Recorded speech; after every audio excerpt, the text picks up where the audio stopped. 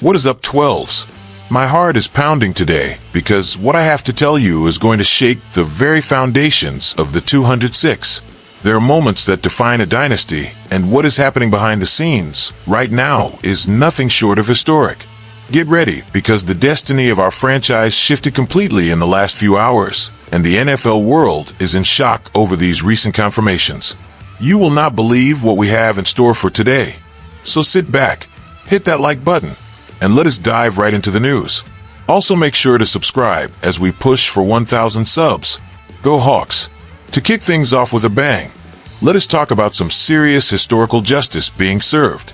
The football world stopped last night for the NFL honors, and what happened there was the ultimate coronation of a talent we Seattle fans knew was special from day one. Our guy Jackson Smith-Njigba did not just win. He absolutely smoked the competition to be crowned the 2025 NFL Offensive Player of the Year. Hold on to your seats, because these numbers are insane, and they prove he is no longer just a high-ceiling prospect. He is the new owner of this league. JSN racked up a massive 272 points in the voting, locking down 14 first-place votes. He beat out heavy hitters like Christian McCaffrey from the rival Niners and Puka Nacua. This is a landslide victory that puts Seattle at the very top of the NFL offensive hierarchy. The strategic impact of this for our future is off the charts. We are talking about a 23-year-old who shattered records and showed a surreal connection with the system. Last season, he suited up for all 17 games, hauling in 119 receptions on 163 targets. The man is a yardage machine, racking up 1,793 yards and 10 touchdowns. That is the kind of production that keeps opposing defensive coordinators awake at night. The 12s are losing their minds on social media, and for good reason. Seeing our guy, an Ohio State product who cost a heavy investment, pay it back with this elite level of play is enough to give you chills.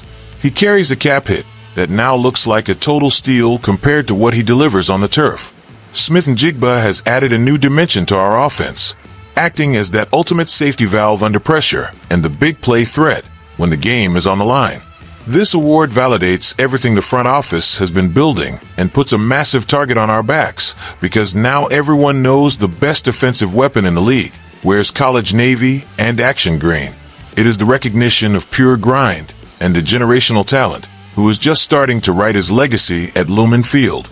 And if you think that is the biggest bombshell of the day, take a deep breath, because what is coming up next involves the health of our leader and the vibes heading into the big dance.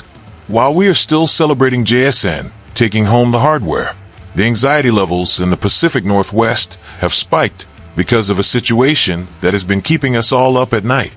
Sam Darnold, the man who rose from the ashes to become the heart of this squad, has been fighting a silent battle against his own body. For 3 weeks now, he has been dealing with an oblique injury that severely limited his participation in practice. Imagine the stress of seeing your QB1, the Pro Bowler who put us on his back, working through restrictions right before the biggest game of the decade. But the news that just dropped from Seahawks HQ has changed everything. This past Thursday, we finally got the update we were all praying for. Sam Darnold logged his first full practice since January 15th. This is massive, family. Seeing our leader operating at full capacity during drills is the green light we needed to truly believe that Super Bowl 60 is ours for the taking. Do not let the talk of pain fool you, because this guy is built different. Even while banged up, he dismantled the 49ers in the divisional round 41-6 and followed it up with a masterclass in the NFC Championship, throwing for 346 yards and 3 touchdowns. His grit on the field, even as he clutched his side after every hit, is exactly what defines the warrior spirit of these Seahawks. He has been vocal about being ready to hunt the Patriots at Levi's Stadium, and now this full practice session confirms it is not just talk. It is a physical reality.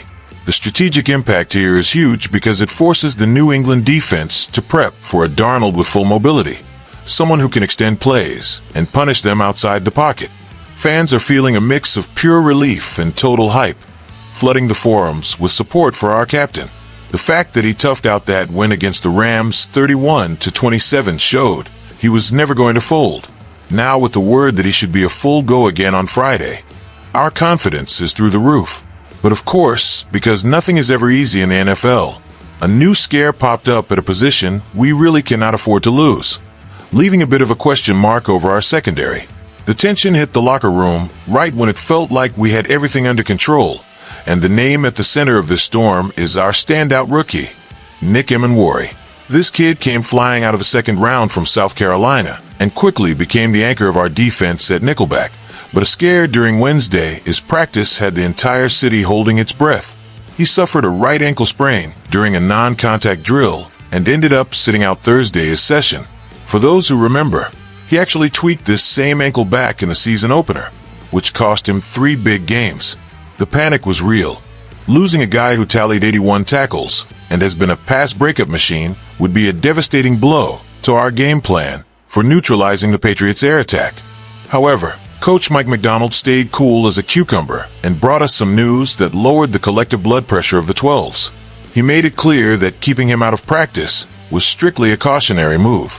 Emenwari himself stepped up with a quote that gave us all hope, calling it a freak accident and promising he would be locked in for Sunday. He mentioned that this time around the injury did not feel nearly as bad as the first one, which from a strategy standpoint is a massive relief.